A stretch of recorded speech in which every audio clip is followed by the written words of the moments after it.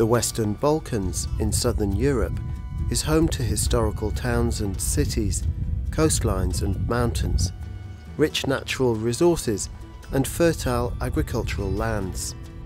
The Western Balkans have long been a meeting place of East and West, a region where customs and traditions play a dominant role, particularly with issues related to gender and land. The 6 participants in the region, Albania, Bosnia-Herzegovina, Kosovo, the former Yugoslav Republic of Macedonia, Montenegro and Serbia, recently came together in Durrës, Albania, for the second World Bank FAO Land and Gender Conference. The voluntary guidelines on the responsible governance of tenure of land, fisheries and forests in the context of national food security were endorsed in 2012. The guidelines include principles of implementation relevant to gender equity and equality.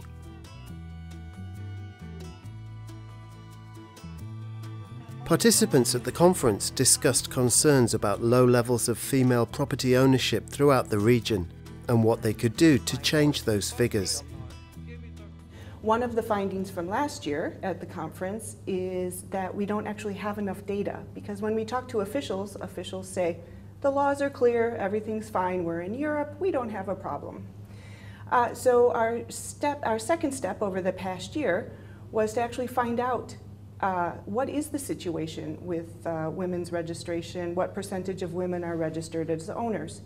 So we started an analysis of all the cadastre office information, gender-disaggregated reports, and we were surprised to find that female ownership, property ownership, can be as low as 3%. You always find that the officials are surprised when they hear the data, because everybody tells them everything's fine.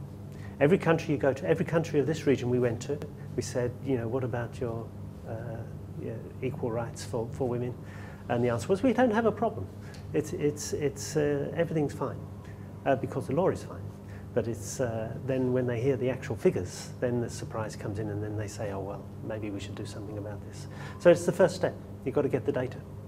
As we know, in the Western Balkans, women tend to not own land and property.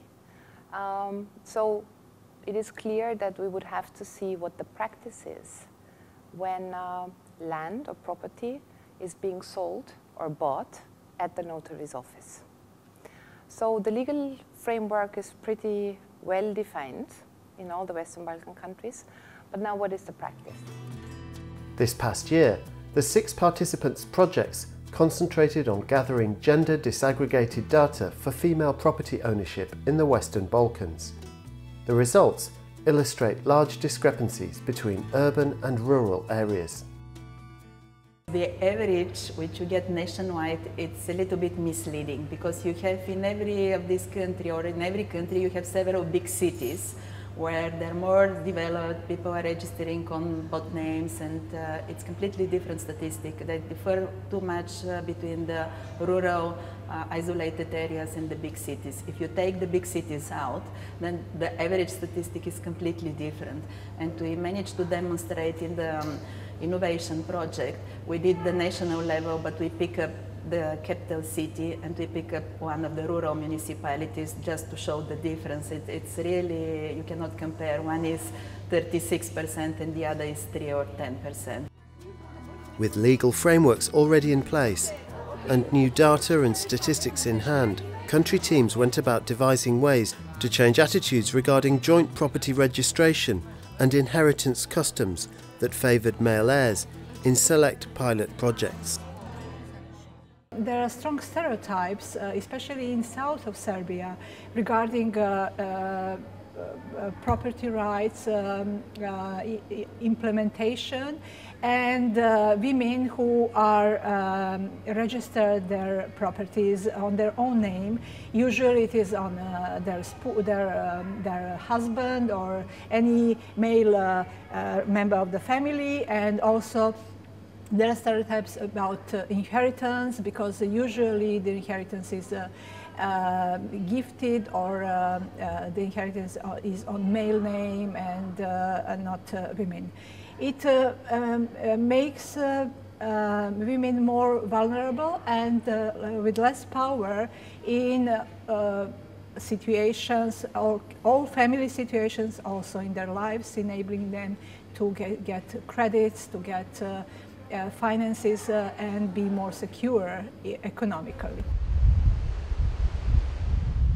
For years we've been focusing on making a change in the Albanian society. Let's say that since we're trying to implement all these human rights principles in Albania, so women's access to property rights is one of the key criteria and our focus in work with the government.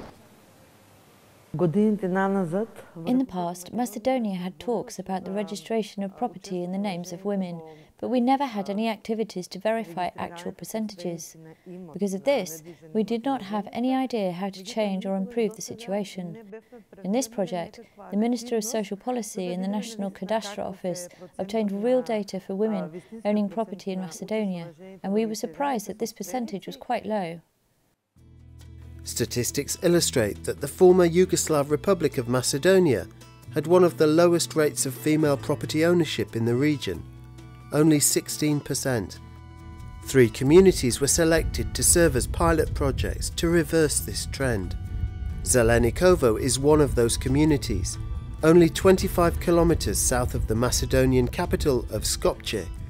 This agricultural community is home to 4,000 residents, with an ethnic mix of Macedonians, ethnic Albanians, Bosnians and Serbians, and Roma. As part of the pilot project, Zelenikovo began hosting open days. Notaries attend, explaining women's property rights and offering free legal advice. Local public officials, NGOs and women's organisations also take part in these workshops. Currently, female property ownership stands at 16%, but the goals for the success of this project are more ambitious. I would be very satisfied after this project, maybe in 5 or 10 years, to increase the percentage of women that has been registered in the real estate cadastre of over than 40%. So it's our target, and I think we're working in the right direction to achieve this target. I have seen through my experience with the clients in this office that the biggest reason women do not register property comes from past traditions. This is not just in Macedonia, but throughout the region. We've heard the experiences of other countries in the region, from Montenegro, from Bosnia, from other countries where women have also been taught to stay at home and work at home. Women have been taught that male children will inherit the property instead of female children.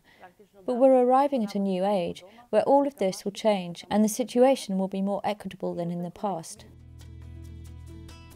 Neighbouring Kosovo has similar experiences. In selecting a pilot project community, Pristina was originally identified, but plans were quickly shifted to the town of Shtim when it was discovered that gender sensitivity programmes were already underway. At the beginning of this project, the head of Shtim's Cadastre office invited journalists to join him and his wife as they registered their property jointly. He and the Shtim mayor encouraged town residents to do the same. But customs and traditions are not the only impediments to registering women on property deeds. Sometimes financial factors can dissuade husbands from co-registering their wives on land deeds.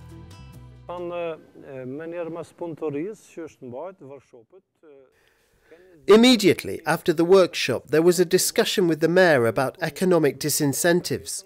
According to the old regulations, people registering property paid €20, while co-registering cost €40. A decision was made to implement a flat rate of €20, regardless of the number of owners registered. Between February and March 2014, the mayor waived the registration fee outright, resulting in an extraordinary outcome. More than 20% of properties were registered to women during that period. I'm so happy my husband took this step to officially register our joint ownership together.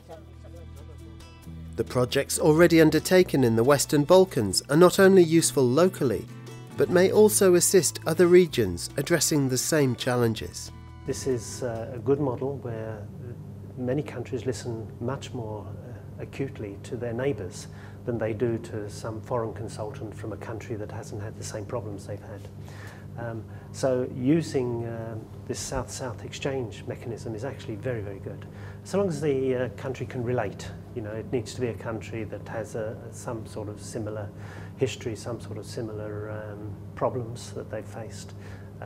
But it is a very, very good model, and I think, you know, the people here have been, as I said earlier, they've been innovative, they've been thinking, they've come up with ideas, and they've started implementing them.